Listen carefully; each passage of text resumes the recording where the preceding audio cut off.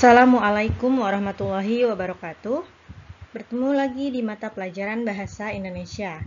Di video kali ini kita melanjutkan bab 3, teks artikel ilmiah populer dengan submateri kebahasaan teks artikel ilmiah populer. Mari kita awali dengan membaca basmalah. Bismillahirrahmanirrahim. Sila simak dengan baik videonya. Selamat belajar. Kebahasaan teks artikel ilmiah populer terdiri dari apa saja? Yang pertama, ada kalimat denotatif. Yang kedua, ada kata hubung atau konjungsi. Yang ketiga, ada sinonim dan antonim. Dan yang keempat, kalimat perbandingan. Nah, selanjutnya Miss akan berikan penjelasan dari tiap kebahasaan tersebut. Kebahasaan yang pertama yaitu ada kata denotatif. Kata denotatif merupakan kata yang memiliki makna harfiah atau makna sebenarnya. Kata yang bermakna denotatif dapat dicari makna sebenarnya melalui KBBI atau Kamus Besar Bahasa Indonesia. Nah, di sini Miss berikan contoh kalimat berupa kalimat denotatif. Tahukah kamu bahwa belalang memiliki darah berwarna biru? Kondisi tersebut secara ilmiah disebut hemosianin. Nah, kalimat tersebut dapat dimaknai sebenarnya dari kata darah berwarna biru. Kenapa? Karena di kalimat ini konteks darah berwarna biru memang benar-benar bahwa belalang memiliki darah berwarna biru.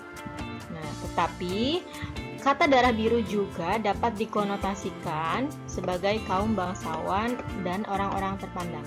Jadi di kata darah berwarna biru ini bisa konotatif atau denotatif tergantung isi kalimatnya. Sedangkan di contoh ini berupa kata denotatif atau makna sebenarnya. Kebahasaan yang kedua yaitu kata hubung atau konjungsi. Pada teks artikel ilmiah populer, konjungsi yang sering kita temukan yaitu yang pertama ada konjungsi temporal. Konjungsi temporal merupakan konjungsi yang menyatakan hal berkenaan dengan waktu.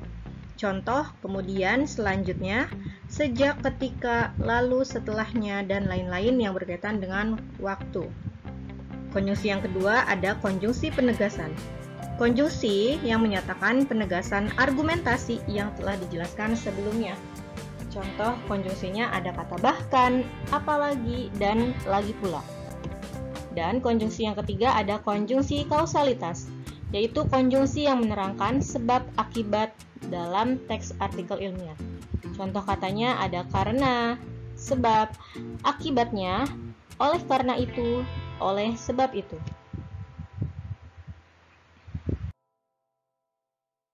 Selanjutnya, kebahasaan yang ketiga yaitu ada sinonim antonim. Sinonim yaitu persamaan makna kata. Jadi, ada satu kata yang maknanya sama dengan kata lainnya. Di sini contohnya yang pertama ada makanan sama dengan santapan, kata fase sama dengan tahap, kata manfaat sama dengan kegunaan, kata mandiri sama juga maknanya dengan berdikari, kata generik sama juga dengan kata umum. Lalu, apa itu antonim? Antonim adalah lawan makna kata, di mana ada satu kata yang maknanya berlawanan dengan kata lainnya. Di sini Miss kasih contoh. Yang pertama ada kata abadi, lawan maknanya fana. Yang kedua akurat, lawan maknanya yaitu meleset. Yang ketiga pro, lawan katanya kontra. Kata laba, lawan katanya rugi. Dan kedaluarsa, lawan katanya adalah baru. Ya, itulah beberapa contoh kata dari sinonim maupun antonim.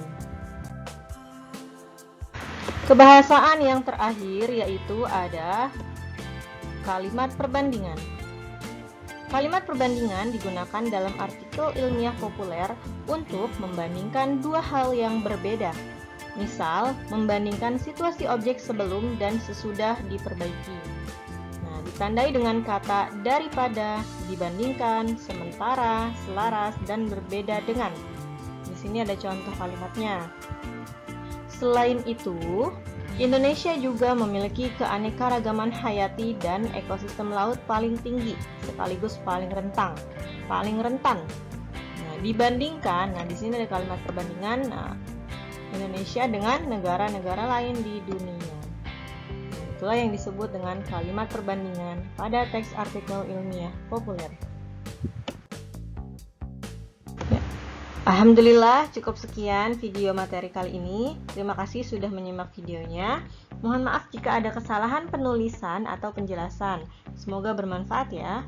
Jika ada pertanyaan, sila tulis di kolom komentar. Untuk sumber referensi yang Miss gunakan yaitu buku Bahasa Indonesia kelas 8 edisi Kurikulum Merdeka, penerbit Grafindo Media Pratama. Sampai jumpa di materi video selanjutnya. Wassalamualaikum warahmatullahi wabarakatuh.